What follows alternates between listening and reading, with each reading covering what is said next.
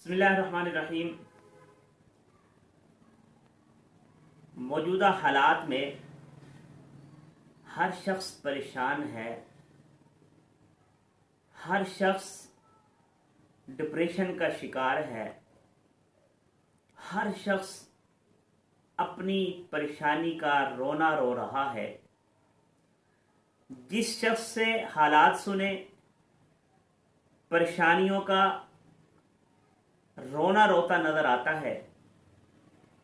अब इन परेशानियों से निजात का हल क्या है?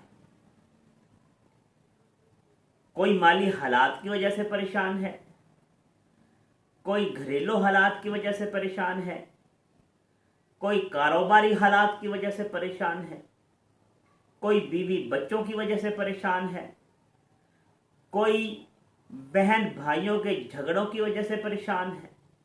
यानी अगर आप मुआशरे में हालात पर अपने इर्द गिर्द नजर दौड़ाएं तो आपको कोई भी ऐसा शख्स नजर नहीं आएगा जो परेशान न हो और अपनी परेशानी का रोना रोता नजर ना आ रहा हो। परेशानियों का हल क्या है?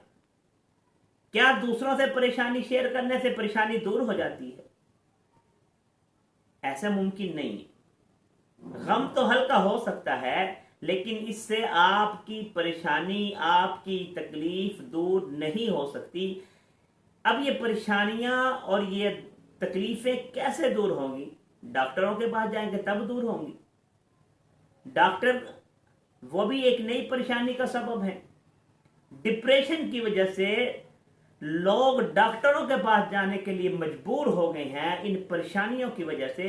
लेकिन आप सल्लल्लाहु अलैहि वसल्लम ने इन परेशानियों का, इन डिप्रेशनों का एक हल बतला दिया। हम उस तरफ नहीं आते और वो आसान सा एक हल है। आपने क्या फरमाया? हजरत अब्दुल्लाह इब्न अब्बास रज़ियल्लाहु ताला अन्हु से एक रिवायत है। वो फरमाते हैं कि नबी अकरम सल्लल्लाहु अलैहि वसल्लम ने इरशाद फरमाया कि तुम इस्तिग़फ़ार को आदत बना लो। तुम इस्तिग़फ़ार को अपनी आदत बना लो। जब तुम इस्तिग़फ़ार को आदत बना लोगे तो अल्लाह ताला आपको हर किस्म की जो तंगियां हैं, जो परेशानियां हैं, मुश्किलात से निकलने का रास्ता आपको अल्लाह ताला निकाल देगा। और दूसरा, तमाम परेशानियां, रंजो अलम दूर हो जाएंगे। एक तो मुश्किलात से निकलने का रास्ता रब्बुल आलमीन की तरफ से निकल आएगा, और दूसरा आपकी जो तकालीफ हैं, आपको रंजो अलम जो पहुंचे हुए हैं, वो भी अल्लाह ताला आपसे दूर फरमा देंगे। और इस्तिग़फ़ार का तीसरा फायदा क्या है?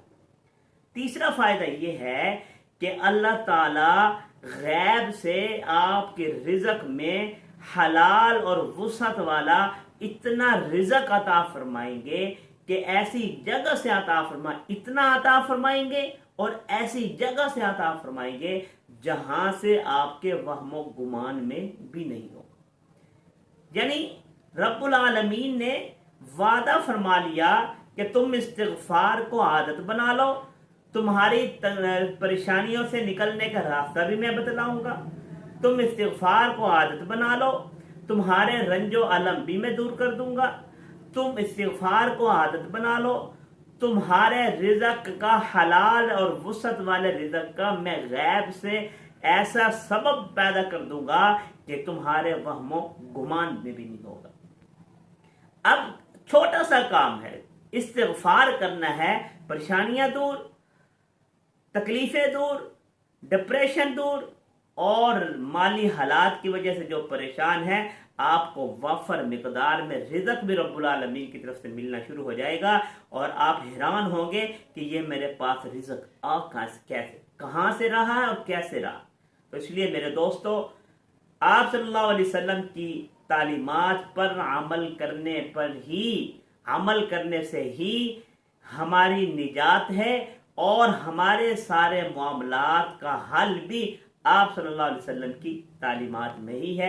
इसलिए आप सल्लल्लाहु अलैहि वसल्लम की तालीमात पर अमल करें ताकि हम हर किस्म की परेशानियों से निजात हमें मिल जाए।